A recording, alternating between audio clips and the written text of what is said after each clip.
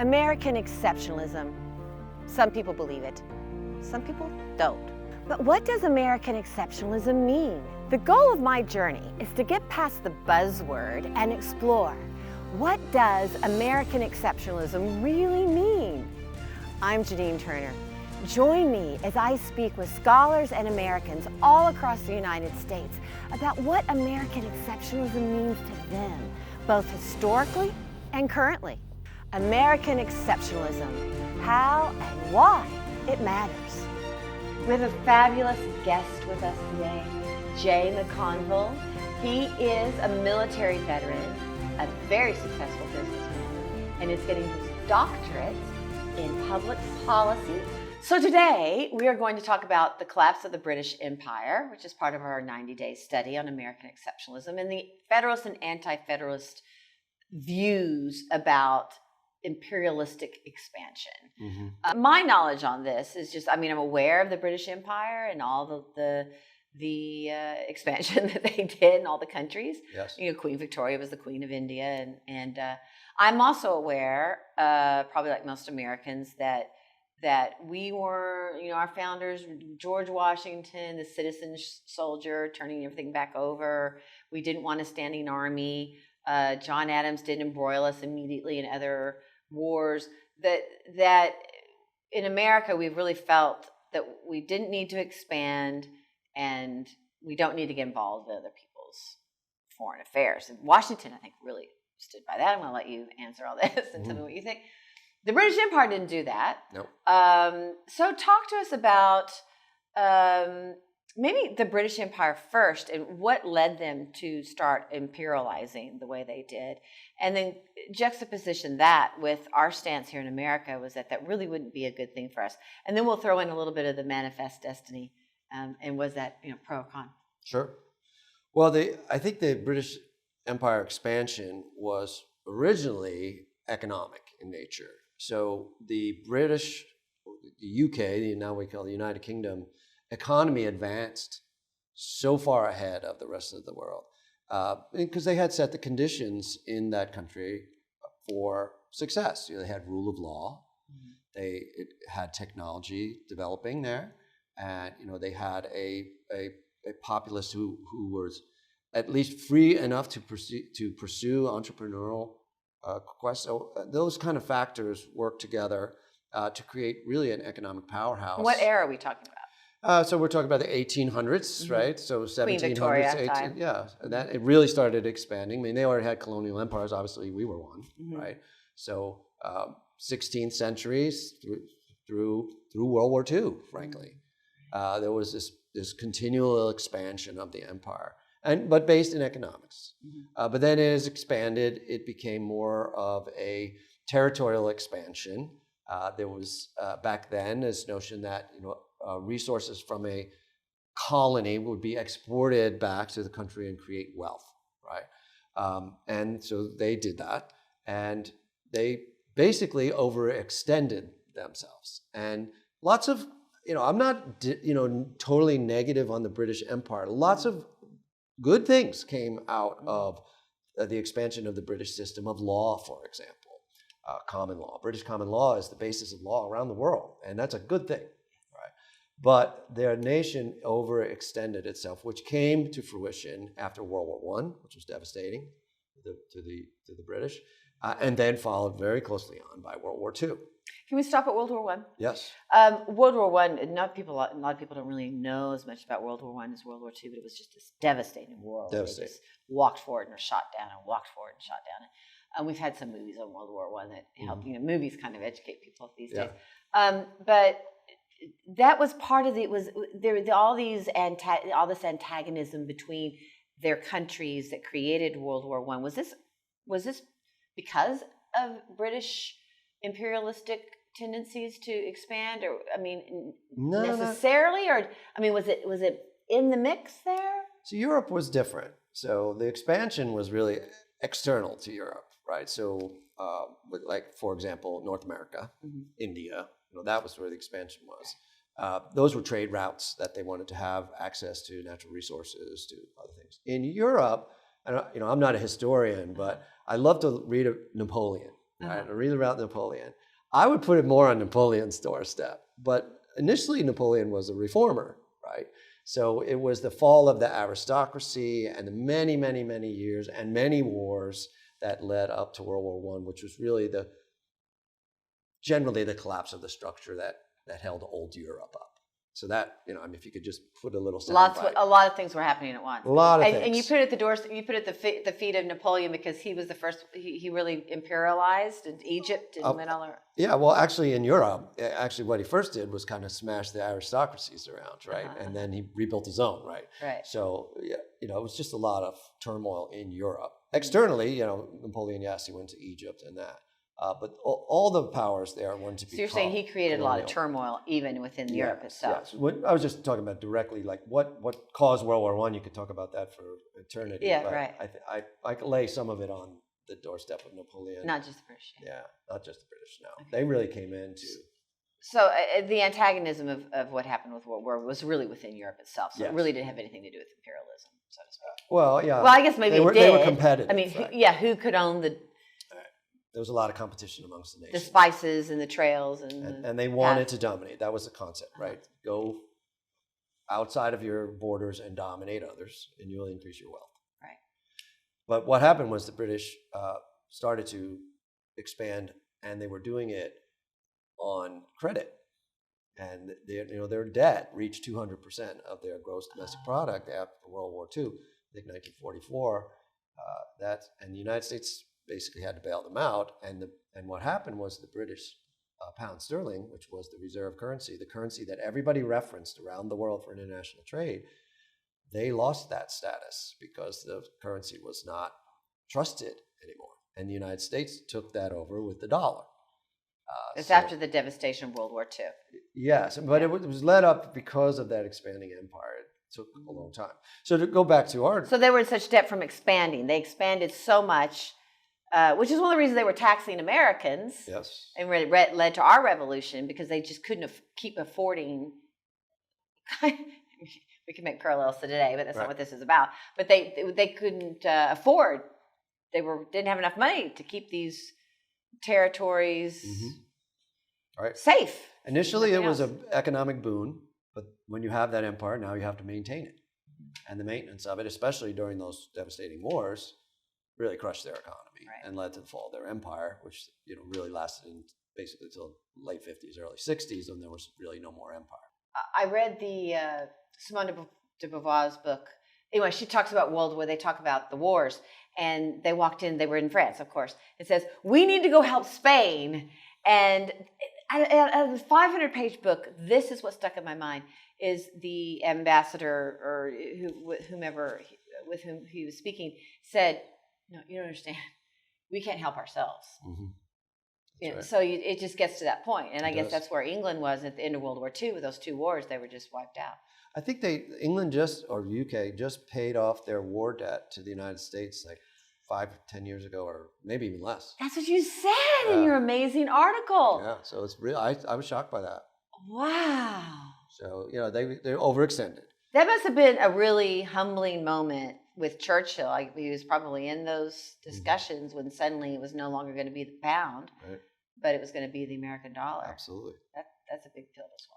But if you look at our Constitution and where we started, right, I looked at Brutus VIII, the Anti-Federalist, the papers there. There was a conflict over that and the necessary and proper clause in our Constitution that basically initially just granted wide powers to the Congress, according to the Anti-Federalists, to basically do the same thing, right? We could raise armies, we could basically do what was necessary and proper in order to whatever. And the fear of the Anti-Federalists is that we would take on debt without the states agreeing, without the people agreeing, that Congress would be granted the power to take on an unlimited amount of debt. And that was the fear. And of course, the fear is that may be happening, right? So that was really the focus of the article was, look at what happened to the British Empire and take the advice of our founders who warned us about that kind of very prescient, unlimited power. And they came from, and that's why I think that it would be interesting to do a study on the anti-federalists, because they did have a lot of wisdom.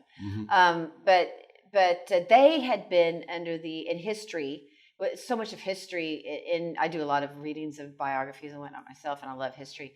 But it was always a war, and then they would take the people from the town, and everybody had to go, and you couldn't say no, and they did have these standing armies in the days of kings and queens, and they were at their mercy. Yes. So I suppose the anti-federalists felt, well, if you have a standing army, then it's going to be too easy. The appetite will be in the accessibility of funds, and the army's right there. It's like, yeah, let's go. There was an acknowledgement then, and it was in the British Parliament, but it was also over here, that once you create a standing army, a large military, we should say, more than just army, it begins to have an appetite of its own. Right. So, and there was great fear about that in Great Britain, which was prescient, because that's exactly what happened, right? Maintaining that force around the world was what drained the treasury. And there was a great fear in the United States that would happen. There was a very negative view, which was widely held in the Continental Congress, against a standing army because of that. Not because the soldiers were bad people or military wasn't necessary, but because of the appetite that creates, and the personalities that develop, the generals and that, who begin to take on power. And if the Constitution doesn't limit that, then that will grow. It's like training an athlete and telling them not to run. Yeah, exactly. It's like they're just I was in the standing military. We used to joke, what do we do? Oh, we just practice. Hopefully we never get in the game, right? Thank you for your service, by the way. Thank you. But when you look at the standing army that we did have, they wanted to limit that, but there was really no mechanism, according to the Anti-Federalists, there was really no mechanism in the Constitution to limit Congress's ability to just constantly fund. So there isn't anything in the Constitution, though. I talk about in the article about multiple attempts to have, for example, balanced budget amendment and things, even with exceptions for war and whatever, have come very close to passing, but have never passed. So we still don't have that. I guess you could argue that because the power was so divided, they thought that the Federalists probably would have responded and said, well, the president can't declare war on his own. Congress has to declare war. Right. Congress holds the purse. The president. So perhaps they felt that check and balance there, that it wasn't as likely that we would be running off to, military expansion. Yes. And, and as of course our leaders at the time, Washington famously said, we don't want these entangling alliances, and we weren't going to be casting out and having an American empire. Well, and he famously turned his sword back over. Right. Exactly. So he set the example of the citizen. The greatest man in history, right? Yes. Commented on for that. Yes. And one could argue today whether we have an American empire today. Colin Powell, famous Secretary of State and also 4-star general, and pointed out very rightly that the United States has deployed its military around the world to secure peace and freedom for people for many, many decades, and all that we've left there is our dead. And and that's somewhat true, but it certainly was a warning that. Is there a difference, you think, in that we've done this, but we haven't, like, say we go into and help a country find its democracy, its peace. We didn't take over the country. Right. We didn't declare it a colony. Yeah, we didn't. With some exceptions. Yeah. I mean, Hawaii, which is now a state. Right. We still have protectorates like Guam and Puerto Rico, or whatever their status is. But yeah, Philippines, during the McKinley administration, we kind of took over for a while, but we leave, as my mother says, on the whole. On the whole. We haven't done it on the whole. I mean, there's so many various arguments you can take about that. Economically, we have it, just not with land, and sure. And you have to take a long-term view. But Eisenhower did warn us against the military-industrial complex. Yes, he did. And you can go back to Brutus. Have a standing army Brutus today. warned us about that. They didn't call it that, right? Brutus, anti-federal. That's basically what they were warning about. They didn't call it that. The military-industrial complex. Yeah, But would you say we have a standing army today? Absolutely. Yeah. Yeah, absolutely we do. But So let's go back Yeah. to the founding fathers, and I think the check of power on the military in regard to who declares war and whatnot is a good check. Right. But Britain, United Kingdom, it all faltered. They had to. I did a movie in China, and they were wearing T-shirts. It was like in 1982 that in 1997 they were going to be, turning everything back over and becoming on their own. And sometimes that leads to great trouble, for those countries. But what about manifest destiny? And how does that? Would you say that we imperialized? Yeah, we had an imperial period, in my opinion. We certainly did. We expanded. And there's a lot of argument about what we expanded into, right? We obviously treated the native population in expanded lands on the North American continent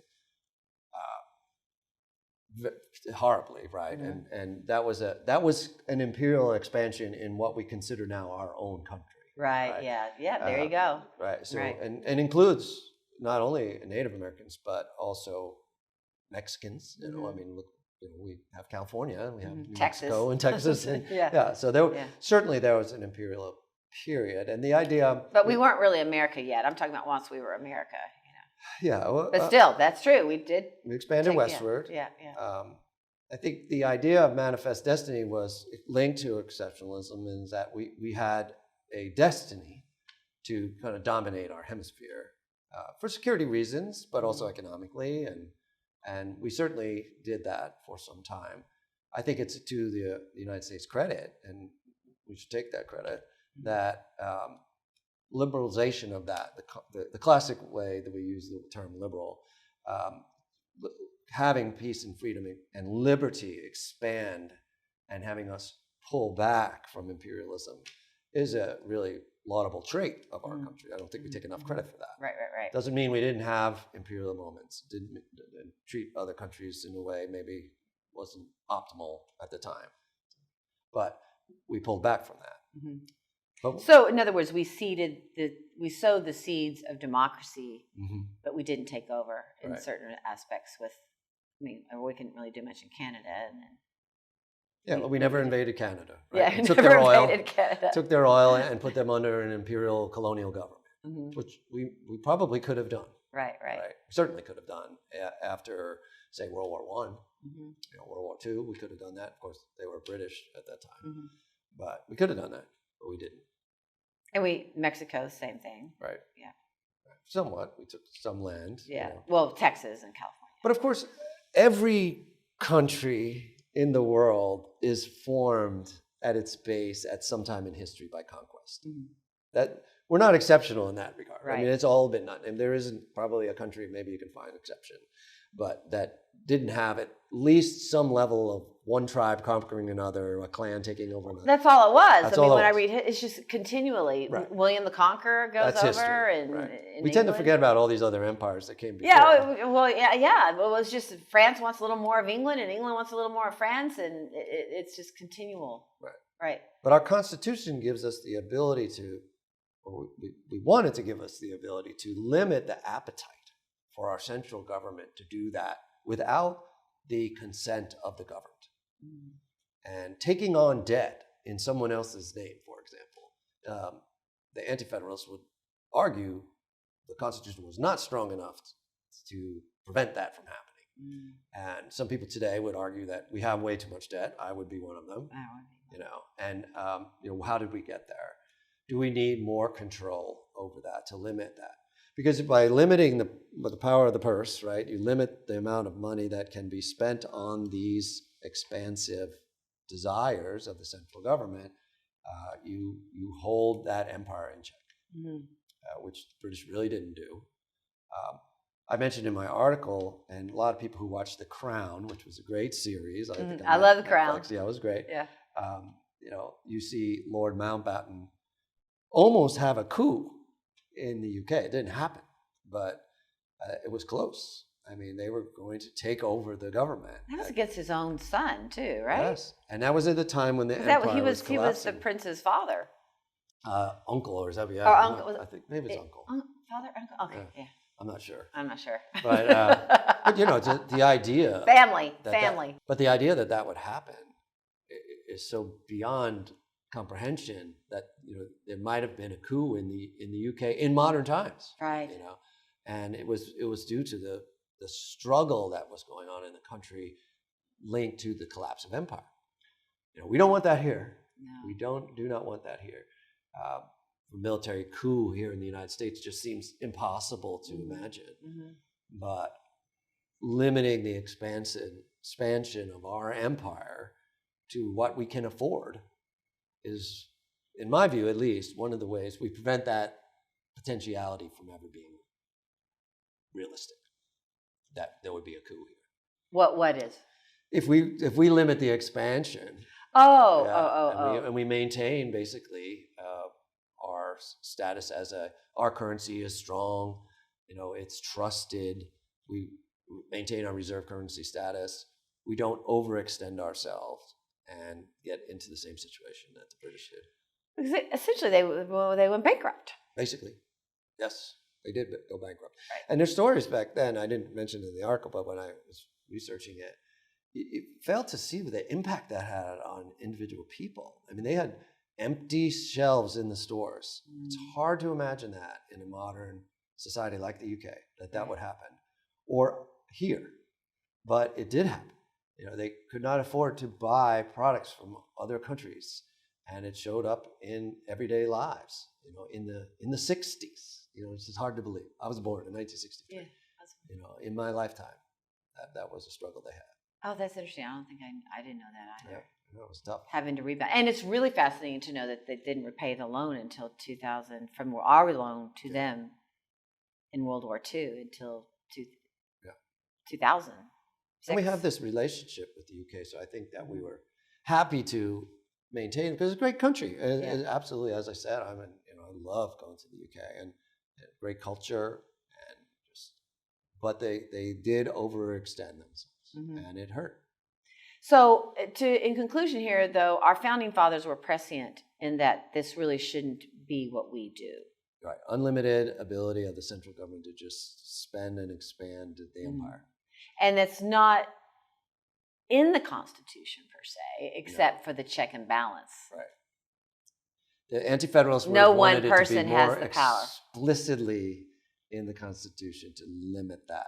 But that did and not that's happen. what the constitutional amendment movements for a balanced budget amendment have been about in a large way. You know, because that would include the military then. yes, there'll be exceptions, of course, depending on the different proposals, but it would just limit that ability to expand based on the appetite of the central government.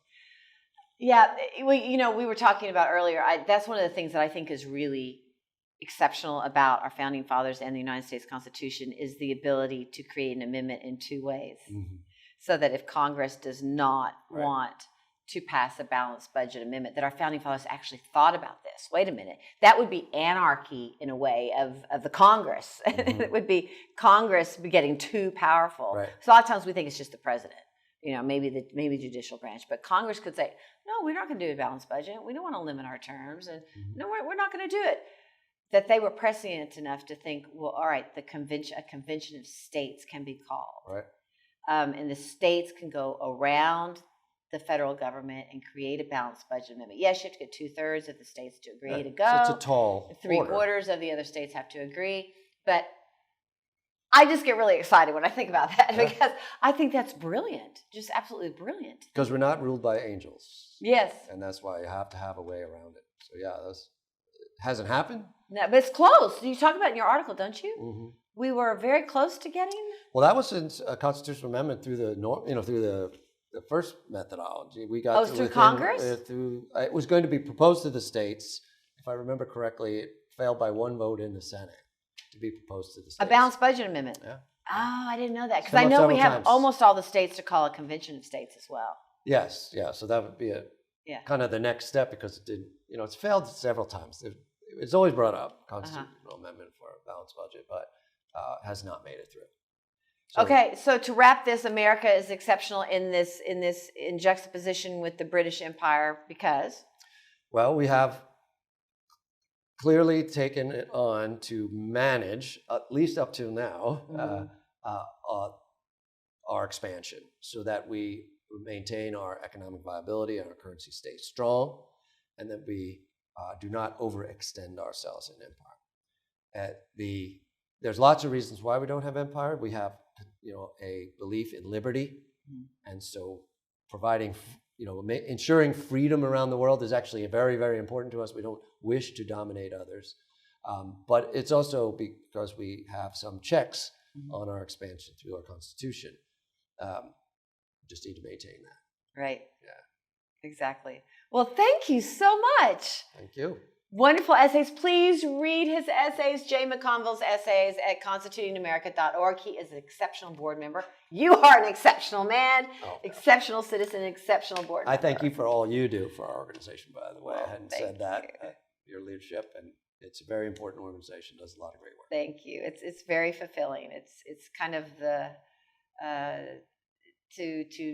it's a great, I believe we live in an exceptional country, and to be able to understand how the mechanisms of how our country work, and to the rising generations and Americans in general, is the only way we're going to survive. On July 4th, which just passed, I always ask the question to myself, why me? Why was I so blessed to live in this country at this time?